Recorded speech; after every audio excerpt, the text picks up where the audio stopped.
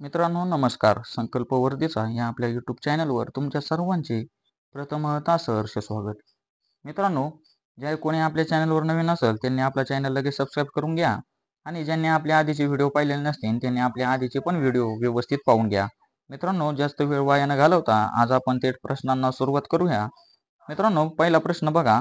नालंदा विद्यापीठातील शिक्षण टिंबटिंब यावर आधारित होते. आता नालंदा महाविद्यापीठातील शिक्षण कशावर आधारित होते? ऑप्शन बघा, शीख धर्म, वैष्णव धर्म, जैन धर्म आणि बौद्ध धर्म. मित्रांनो, नालंदा विद्यापीठातील शिक्षण बौद्ध धर्मावर आधारित होते. लक्षात राहू द्या. कोणत्या धर्मावर आधारित होते? तर बौद्ध धर्मावर आधारित होते. दुसरा प्रश्न बघा. महाराष्ट्रात टिंबटिंब हे खाऱ्या पाण्याचे सरोवर आहे. आता महाराष्ट्रातील खाऱ्या पाण्याचे सरोवर कोणते? ऑप्शन बघा, उलर, दाल, चिल्का आणि लोणार. तर मित्रांनो, महाराष्ट्रातील खाऱ्या पाण्याचे सरोवराचे नाव आहे लोणार आणि ते महाराष्ट्रातील बुलढाणा या जिल्ह्यातील सरोवर आहे. तिसरा प्रश्न बघा. कीटकांचा अभ्यास करणारे शास्त्र म्हणजे टिंबटिंब होय. आता कीटकांचा अभ्यास कोणत्या शास्त्रामध्ये केला जातो? ऑप्शन बघा, एंटेमॉलॉजी, बॅक्टेरियोलॉजी, पोमोलॉजी. तर मित्रांनो, कीटकांचा अभ्यास करणारे शास्त्र म्हणजे एंटेमॉलॉजी. लक्षात राहू द्या. 2 नंबरचं ऑप्शन आपल्या प्रश्नाचे उत्तर राहील. चौथा प्रश्न बघा. योग्य विधान निवडा. आता दिलेले 4 पैकी तुम्हाला योग्य विधान निवडायचं आहे. पहिला ऑप्शन बघा. राज्यपालाची नेमणूक सरन्यायाधीशांकडून होते. राज्यपालाची नेमणूक उपराष्ट्रपतीकडून होते. राज्यपालाची नेमणूक मुख्यमंत्र्याकडून होते आणि राज्यपालाची नेमणूक राष्ट्रपतीद्वारे होते. तर मित्रांनो, राज्यपालाची जी नेमणूक असते ती राष्ट्रपतीद्वारे यांच्याद्वारे केली जाते. त्यामुळे ऑप्शन नंबर 4 आपल्या प्रश्नाचे उत्तर राहणार आहे. पुढचा 5वा प्रश्न बघा. एखाद्या गावची लोकसंख्या जर 1001 ते 3000 पर्यंत असेल तर त्या गावाला किती कोतवाल असतात? गावची लोकसंख्या किती? 1001 ते 3000 पर्यंत असेल तर त्या गावाला किती कोतवाल असतात? ऑप्शन बघा, 2, 4, 3 आणि 1. मित्रांनो, त्या गावाला 2 कोतवाल असतात. लक्षात राहू द्या. किती कोतवाल असतात? 2 कोतवाल असतात. पुढचा 6वा प्रश्न बघा. टिंबटिंब या प्रशासकीय विभागात अहमदनगर म्हणजे अहिल्यानगर जिल्हा येतो. मग कोणत्या प्रशासकीय विभागात येतो? ऑप्शन बघा, औरंगाबाद, नागपूर, पुणे आणि नाशिक. तर नाशिक प्रशासकीय विभागात अहिल्यानगर जिल्हा येतो. लक्षात राहू द्या. कोणत्या प्रशासकीय विभागात येतो? तर नाशिक. 7वा प्रश्न बघा. कोणता वायू हवेपेक्षा हलका आहे? आता हवेपेक्षा हलका असणार वायू कोणता? ऑप्शन बघा, ऑक्सिजन, नायट्रोजन, सर्व आणि हायड्रोजन. मित्रांनो, हवेपेक्षा हलका वायू कोणता आहे? तर तो आहे हायड्रोजन. लक्षात राहू द्या. कोणता वायू आहे हवेपेक्षा हलका? हायड्रोजन. 8वा प्रश्न बघा. संघटना आणि संबंधित व्यक्तिमत्व यांच्या अयोग्य जोडीचा पर्याय कोणता? तर मित्रांनो, अयोग्य म्हणजे चुकीचा जोडीचा पर्याय ओळखायचा आहे आपल्याला. चुकीचा जोडीचा पर्याय कोणता आहे? बघा, तुफान सेना जनरल आवारी, आझाद रेडिओ विठ्ठल जवरी, आझाद दस्ता भाई कोतवाल. तर मित्रांनो, चुकीचा पर्याय कोणता आहे? तर तुफान सेना जनरल आवारी हा 2 नंबरचा पर्याय जो आहे ना तो चुकीचा अयोग्य पर्याय आहे. 9वा प्रश्न बघा. हडप्पा संस्कृतीमध्ये कोणत्या कलांना महत्व होते? संस्कृती कोणती आहे? हडप्पा संस्कृतीमध्ये कोणत्या कलांना महत्व होते? ऑप्शन बघा, संगीत, नृत्य यापैकी नाही आणि 1 व 2 दोन्ही. मित्रांनो, संगीत आणि नृत्य या दोघांनाही महत्व होतं. लक्षात राहू द्या. त्यामुळे ऑप्शन नंबर 4 आपल्या प्रश्नाचे उत्तर राहणार आहे. 1 व 2 दोन्हीही आपले बरोबर आहेत. मित्रांनो, पुढला 10वा प्रश्न बघा. भारतातील सर्वाधिक उंचीवरील थंड हवेचे ठिकाण खालीलपैकी कोणते? आता भारतातील विचारले आले आणि सर्वाधिक उंचीवरील थंड हवेचे ठिकाण कोणते आहे? ऑप्शन बघा, माथेरान महाराष्ट्र, गुलमर्ग काश्मीर, माउंट आबू राजस्थान, उटी तामिळनाडू. मित्रांनो, थंड हवेचं ठिकाण सर्वात उंचीवरील आहे ते गुलमर्ग काश्मीर. लक्षात राहू द्या. कोणता आहे? Option number 2 Gulmarg Kashmir.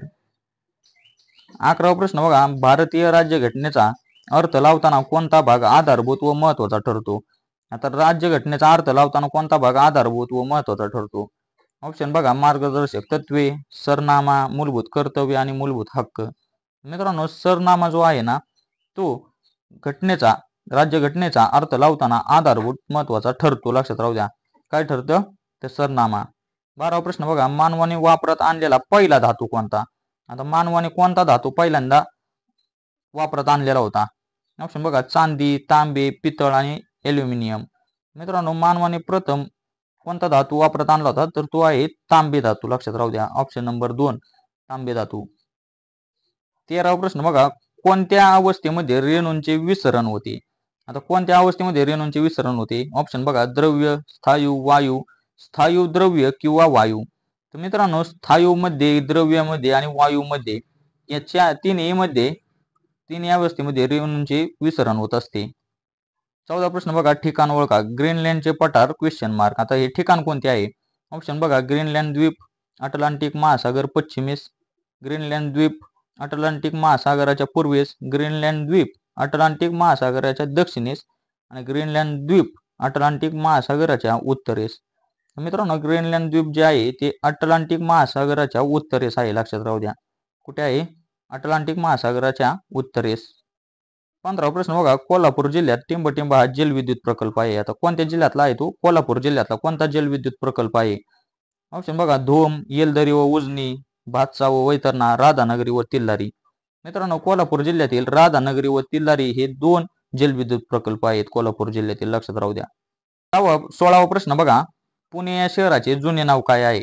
आता पुणे शहराचे जुने नाव ओळखायला लावले तुम्हाला. ऑप्शन बघा, पुनवडा, पुणा, पुनट्टा आणि दिलेले सर्व. मित्रांनो, पुण्याचे जुने नाव आहे ना, हे दिलेले सर्व आहेत. पुनवडा पण आहे, पुणा पण आहे, पुनट्टा पण आहे. त्यामुळे 2 नंबरचं ऑप्शन आपलं बरोबर राहणार आहे. 17वा प्रश्न बघा, कुकडी प्रकल्प टिंबटिंब सरकारचा बहुउद्देशीय प्रकल्प आहे. आता कुकडी जो प्रकल्प आहे ना, तो कोणत्या सरकारचा बहुउद्देशीय प्रकल्प आहे? ऑप्शन बघा, गुजरात, पंजाब, गोवा आणि महाराष्ट्र. तो कुकडी प्रकल्प महाराष्ट्र या सरकारचा बहुउद्देशीय प्रकल्प आहे, लक्षात राहू द्या.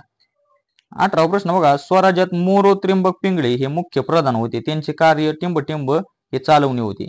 आता मुख्य प्रधान कोण होते? मोरो त्र्यंबक पिंगळे. मग त्यांचे कार्य काय होते? ऑप्शन बघा, अर्थव्यवहार चालवणे, सदर राज्यकारभार. तर मित्रांनो, कारभार चालवायचं त्यांचं काम होतं, लक्षात राहू द्या. मोरो त्र्यंबक पिंगळे हे मुख्य प्रधान होते आणि त्यांचे कार्य राज्यकारभार चालवण्याचे होते. 19वा प्रश्न बघा, खालीलपैकी भारतातील पहिले सेंद्रिय राज्य कोणते? भारतातील पहिले सेंद्रिय राज्य कोणते आहे? ऑप्शन बघा, तामिळनाडू, केरळ, सिक्कीम आणि राजस्थान. तर भारतातील पहिले सेंद्रिय राज्य आहे ते सिक्कीम आहे, लक्षात राहू द्या. पहिले सेंद्रिय राज्य कोणते? सिक्कीम. पुढचा प्रश्न बघा मित्रांनो, 20वा, भारतीय सरनाम्यास राज्यघटनेचा टिंबटिंब असे म्हणतात. आता भारतीय सरनाम्यास राज्यघटनेचा काय म्हणतात? ऑप्शन बघा, प्राण आणि आत्मा. तर मित्रांनो, त्या दोन्ही म्हणतात, प्राण पण म्हणतात आणि आत्मा पण म्हणतात. म्हणून दिलेले दोन्ही आपल्या पर्यायाचं प्रश्नाचं उत्तर राहणार आहे. मित्रांनो, हे होते 20 प्रश्न. तुम्हाला कसे वाटले ते कमेंटद्वारे नक्कीच कळवा. आणि जे कोणी आपल्या चॅनलवर नवीन असेल त्यांनी चॅनल अजूनही सबस्क्राईब केला नसेल त्यांनी लगेच आपला चॅनल सबस्क्राईब करून घ्या आणि आधीचे आपले व्हिडिओ पण व्यवस्थित असे पाहून घ्या. मित्रांनो, व्हिडिओ कसा वाटला ते कमेंटद्वारे नक्कीच कळवा आणि भेटूया आपण अशाच व्हिडिओमध्ये. तोपर्यंत धन्यवाद.